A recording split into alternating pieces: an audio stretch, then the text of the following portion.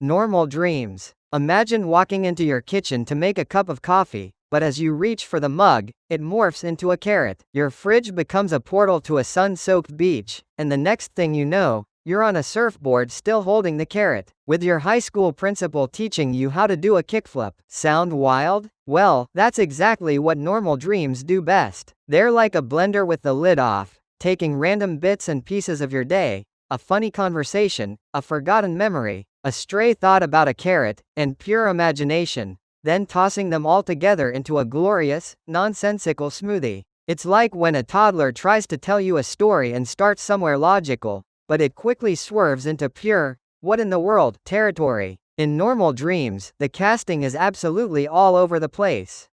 Last night, you could have had your ex from 5 years ago, the barista you met once, and Beyoncé all in one scene. These characters show up with little to no context, leaving you to wonder why your third-grade math teacher had to be there as the wise guide on your quest to find a magical sandwich. There's no build-up, no character arc, and definitely no logical ending. This type of dream is like a comedy, a thriller, and a sci-fi flick that all got matched together by a very indecisive director. However, these dreams happen because your brain is trying to piece together all the scraps of information you gathered, consciously and subconsciously, throughout the day. All those background thoughts, overheard conversations, and random memories become the material for the most random and hilariously bizarre dream world you could ever imagine. Lucid dreams. So, with lucid dreams, you aren't just the dreamer. You're the director, producer, and lead actor of the midnight cinema of your own mind. Basically, you know you're dreaming, but the real twist is that you can take control of what you want to dream about. We're talking about absolute creative control, like having the cheat codes for your own brain. Let's say in a regular dream, if you want to fly, you might flap your arms awkwardly and eventually crash into a tree. But in a lucid dream, you can take off like Superman and soar through the clouds. Or maybe you want to explore a hidden city, shape-shift into a tiger, or summon a pizza the size of a small car. With lucid dreaming, your imagination is the only limit. If you can think it, you can do it. It's the ultimate sandbox mode for your subconscious. One of the coolest parts about lucid dreaming is that you can turn your nightmares into epic battles. For instance, you're face to face with a giant spider, a classic nightmare trope, but instead of running away or waking up in a cold sweat, with a flick of your wrist, that spider can turn into a friendly puppy. Or you can summon a lightsaber and decide to battle it out, Star Wars style. Lucid dreaming lets you be the action hero, facing down your fears and rewriting the script in real time, or rather, in dreamland. These types of dreams are also the perfect space for self-discovery. Think of them like a therapist's office where the therapist happens to be, well, you. If you wanted to ask your subconscious why you're scared of public speaking or why your last relationship didn't work out, in a lucid dream, you can literally call in characters representing those issues, have a chat, and actually get insights. It's like dream therapy, but with special effects and the ability to fly. Nightmares. Nightmares are the horror movies of the dream world, and they have one mission: to take your brain on a thrill ride it never asked for, leaving you with a wake-up jolt and the distinct feeling that maybe sleep isn't as restful as advertised. The crazy part is they often start innocently enough. You're dreaming, maybe walking through a peaceful park with birds chirping and the sun shining. But then, things take a sudden, dark turn. The sky goes dark, the chirping turns into an ominous cawing, and out of nowhere, your third-grade teacher, dressed as a zombie clown, is chasing you with an AK-47, blood running down her body. The true nightmare logic makes zero sense, and that's why it's so terrifying. Nightmares know how to create the perfect storm of fear by taking the ordinary and twisting it. One minute you're fighting off a giant snake with a spoon, and the next, the snake is inside your spoon. Every detail is so warped and scary. And even familiar faces suddenly morph into monsters trying to terrify you. Unlike most dreams, which fade away in the morning, nightmares leave a mark. Ever notice how after a particularly bad one, you wake up sweating, heart pounding, and questioning every creak in your house? That's because nightmares activate the amygdala, the brain's fear center, making the terror feel as real as if you just watched a scary movie marathon in a dark basement. When you finally wake up, it's hard to shake the feeling that something unnerving just happened.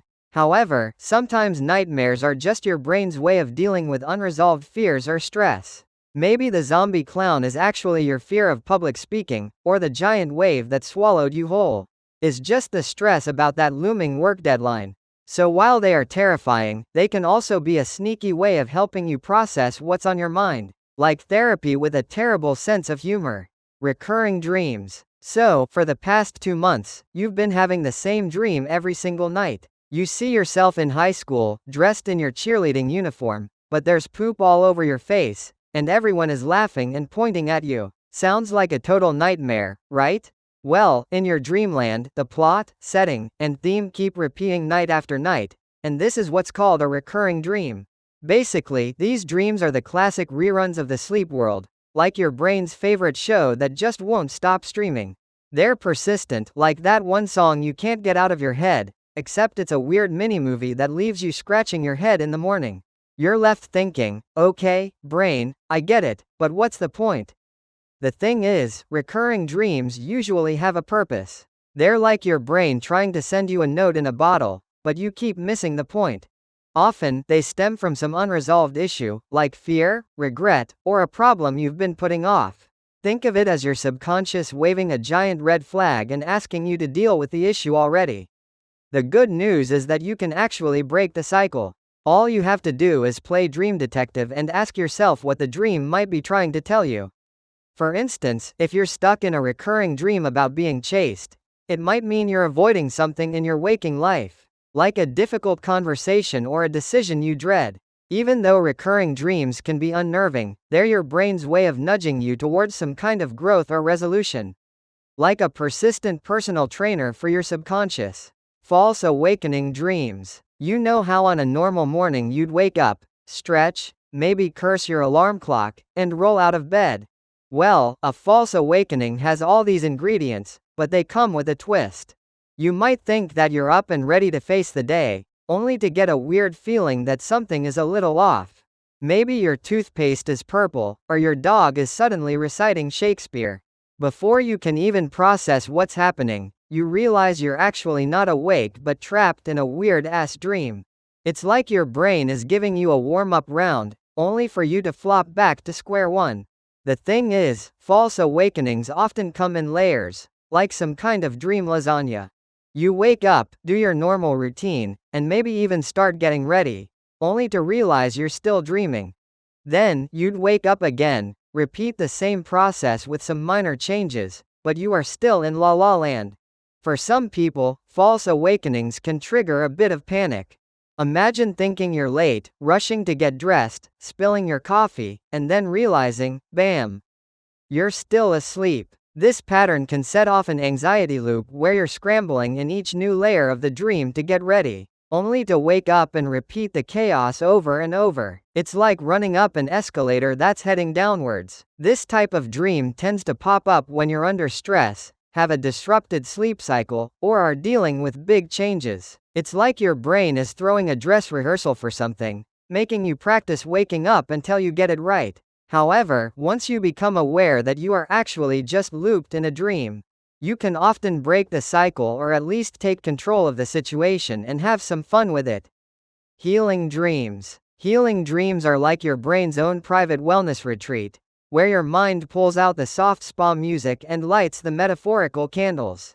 These dreams help you process, recover, and work through emotional, mental, or even physical stuff weighing you down. With this type of dream, your subconscious creates a mental environment where you can unwind, focusing on places that make you feel safe and comfortable. It could be your childhood home or the treehouse you played in as a kid. Sometimes, you might even encounter a wise figure, like a dream mentor or a mystical guide, who shows up with advice, reassurance, or even a kind word. It's your brain's equivalent of a trusted friend who offers the exact pep talk you need. It sounds a bit wild, but some people actually experience dreams that feel as though they're helping their bodies recover. Say you're getting over a cold or dealing with a pesky muscle ache. In these healing dreams, you might see yourself surrounded by bright, warm lights or floating through soothing water. Imagery that seems to help with physical recovery. And while they aren't a replacement for medical care, they can boost your spirit, which does wonders for your overall well-being. One of the best things about healing dreams is the wake-up effect. You might emerge from a healing dream feeling refreshed, rejuvenated, and oddly inspired, like you've just completed a yoga class you didn't sign up for. These dreams can leave you with a sense of calm or encourage you to take better care of yourself. It's your brain's gentle reminder to slow down, be kind to yourself, and give yourself permission to heal. Prophetic or precognitive dreams. Let's say you fell asleep and started dreaming, but then suddenly, you see something bizarre yet oddly specific. You're in a bright room with yellow walls, a cat is knocking over a vase, and a strange song is playing in the background. You wake up and shrug it off as some random imagery from the land of Nod. But a week later, you find yourself in an eerily similar room at a friend's house, watching the same cat knock over a very real vase with that strange song playing on the television. This is exactly what the spooky world of precognitive dreams is all about. In a way, precognitive dreams are like extreme déjà vu, where your brain seems to be playing both sides of time. Regular déjà vu is that feeling of, I've been here before, but with prophetic dreams, it's like, I literally saw this in my dream. These moments often involve seemingly small, specific details rather than huge life-altering events, although people occasionally report big ones too. It's like your subconscious gets an advanced screening of a trailer for the future.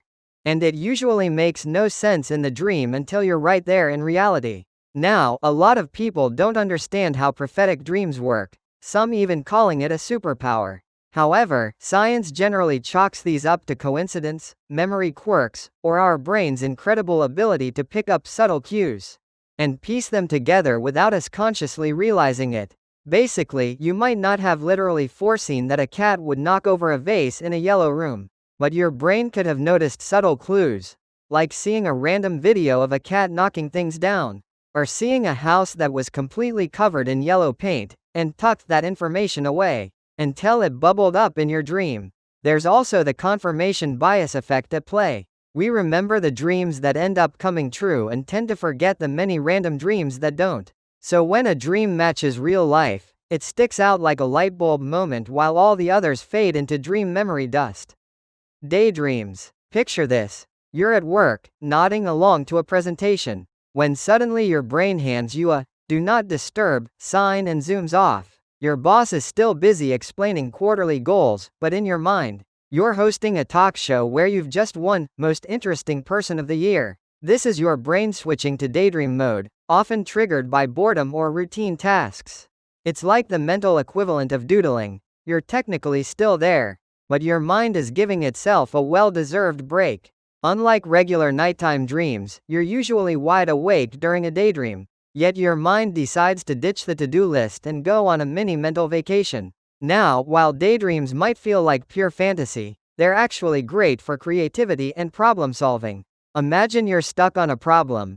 Maybe you're trying to figure out the right way to word an email, or come up with a new idea. In a daydream, the perfect solution just pops up. That's because daydreams help you think around things rather than through them. Your brain goes off-road, ditching the well-worn thought patterns and tapping into fresh ideas. Technically, the brain regions involved in daydreaming are linked to what's called the default mode network, a group of areas that light up when we're not focused on a task. When you're daydreaming, your brain doesn't switch off. It goes into this mode, which is associated with self-reflection, imagination, and creative thinking. So, far from being lazy, your brain is actively processing, reflecting, and connecting things in new ways.